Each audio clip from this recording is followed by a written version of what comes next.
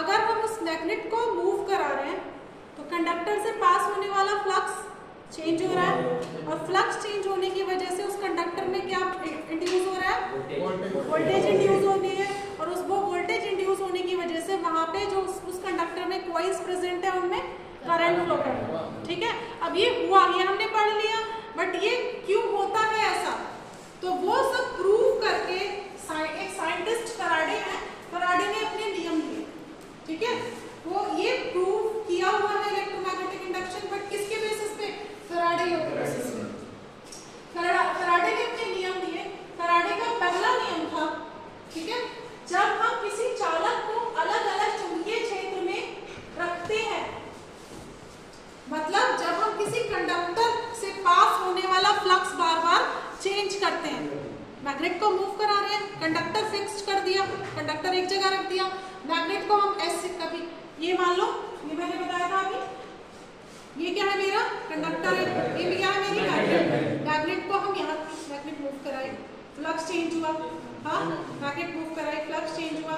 ठीक है, तो इसकी वजह से क्या होता है, मेरा ईएमएफ इंड्यूस हो जाता है। या फिर मैग्नेट को फिक्स कर दी, कंडक्टर को मूव कराने में आगे पीछे, तो भी जो मैग्नेट में से लाइंस पास हो रही है, जब कंडक्टर मूव कर रहा है तब भी तो लाइंस चेंज होंगी ना, होगी चेंज होंगी ना, तो दोनों केसेस में क्या होता है, ईएमएफ इंड्यूस हो जाता है। या तो कंडक्टर को फिक्स कर दें, मैग्नेट को मूव कराएं, या मैग्नेट को फिक्स कर दें, कंडक्टर को मूव कराएं, दोनों केसेस में जो फ्लक्स पास हो रहा है वो चेंज होता है, और उसकी वजह से कंडक्टर के कॉइल में ईएमएफ इंड्यूस हो जाता है। और ईएमएफ इंड्यूस होने की वजह से क्या होता है बच्चों, करंट फ्लो करता है। ठीक है, करंट फ्लो करता है।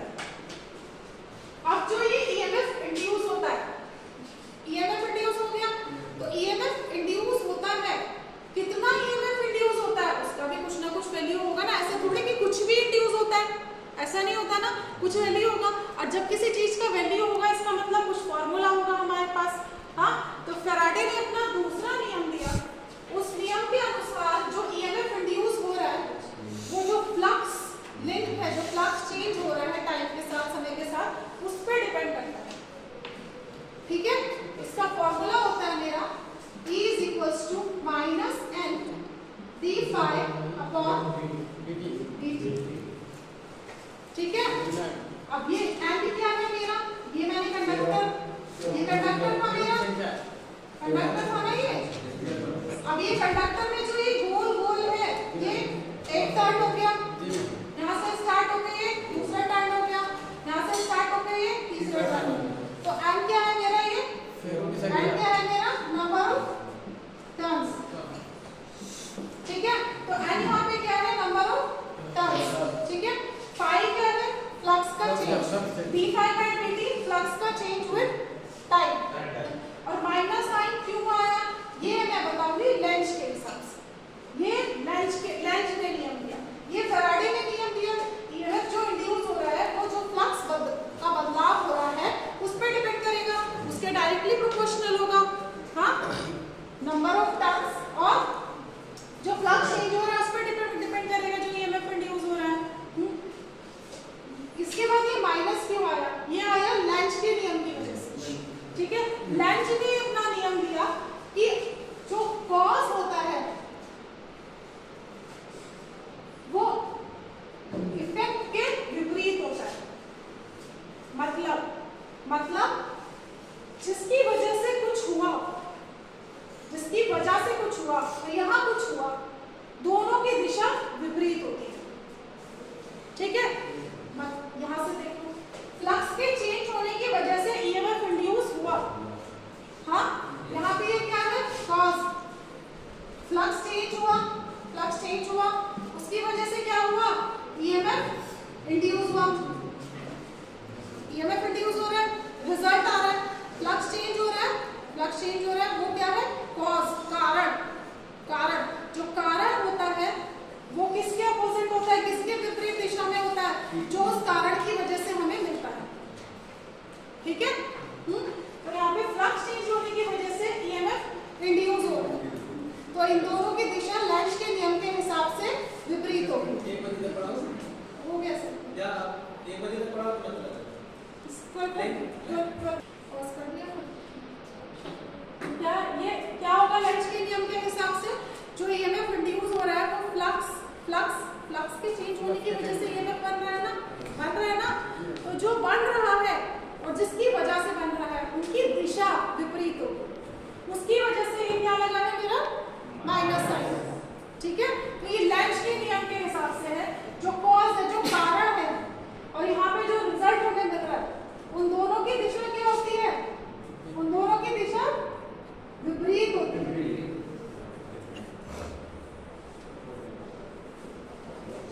ठीक है, उसकी वजह से यहाँ पे मेरा माइनस साइन आया लेंज के नियम की वजह से। ठीक है, उसके बाद मेरे पास दो नियम है ये फ्लामिंग के नियम, फ्लामिंग का राइट हैंड रूल और फ्लामिंग का लेफ्ट हैंड रूल। ठीक है, फ्लामिंग ने अपने दो नियम दिए, फ्लामिंग का राइट हैंड रूल और फ्लामिंग का लेफ्ट हैंड रूल। अगर मैं फ्लामिंग के राइट हैंड रूल की बात करूं, राइट हैंड, ठीक है, तो पहली बात तो इसको मैं यूज कहाँ करती हूँ, फ्लामिंग के राइट हैंड रूल को मैं जनरेटर में यूज करती हूँ। अब जनरेटर में क्या होता है, जनरेटर में क्या होता है, जनरेटर में इलेक्ट्रिसिटी जनरेट होती है, वोल्टेज जनरेट होती है और वो हमारे घर को सप्लाई होती है। ठीक है, जनरेट हो रही है।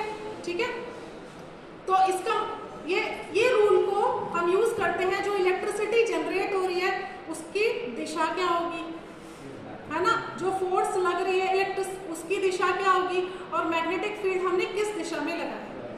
ठीक है, तो ये सब पता करने के लिए हम फ्लामिंग का राइट हैंड रूल यूज करते हैं जनरेटर में। ठीक है, अगर मैं अब राइट हैंड ऐसे करूं, राइट हैंड ऐसे करूं, ठीक, तो सबसे बीच वाली जो फिंगर है, ये वाली फिंगर, ये पहली बात तो ये तीनों एक दूसरे के क्या होंगे, परपेंडिकुलर होंगे, तीनों परपेंडिकुलर होंगे। उसके बाद ये जो फिंगर है ये मुझे जो मैं मैग्नेटिक फील्ड लगा रही हूँ उसकी दिशा बताएगा।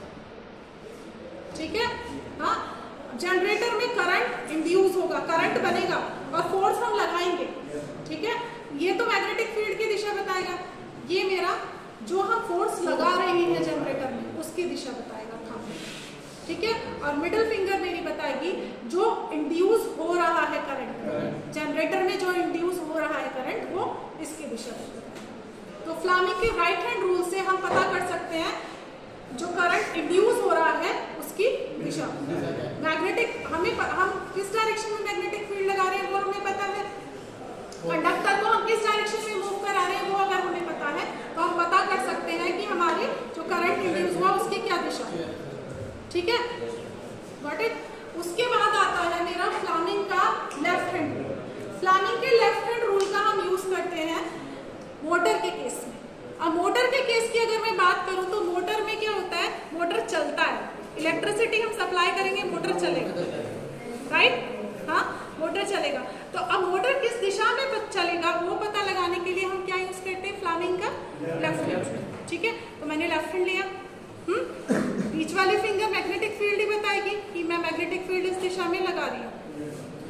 ठीक है, करंट सप्लाई कर रही हूँ तो यहाँ से मैंने करंट सप्लाई कर दिया इस दिशा में, ये इस दिशा में करंट सप्लाई कर दिया, इस दिशा में मैग्नेटिक फील्ड लगा दी। जो थंब होगा वो मुझे बताएगा कि मोटर किस डायरेक्शन में चलेगा। ऐसे रख लो, ऐसे रख लो, ऐसे ऐसे, कैसे भी हो सकता है। मान लो मैंने मैग्नेटिक फील्ड इधर अप्लाई करी, मैग्नेटिक फील्ड ऊपर की साइड अप्लाई करी, अंदर की साइड मैंने करंट सप्लाई किया, तो जो मोटर मूव करेगा वो उधर की साइड। कैसे भी, ऐसा नहीं है ऐसे ही है, वो कैसे भी हो सकता है। ठीक है, दो डायरेक्शन हमें पता है, तीसरी डायरेक्शन हमें पता लग जाएगी। तो मोटर और जनरेटर के केस में डायरेक्शन मोटर के मूवमेंट की या जनरेटर के केस में जो वोल्टेज इंड्यूस हुई उसकी डायरेक्शन को पता करने के लिए हम फ्लामिंग के नियम यूज करते हैं, फ्लामिंग का लेफ्ट हैंड रूल और फ्लामिंग का राइट हैंड रूल।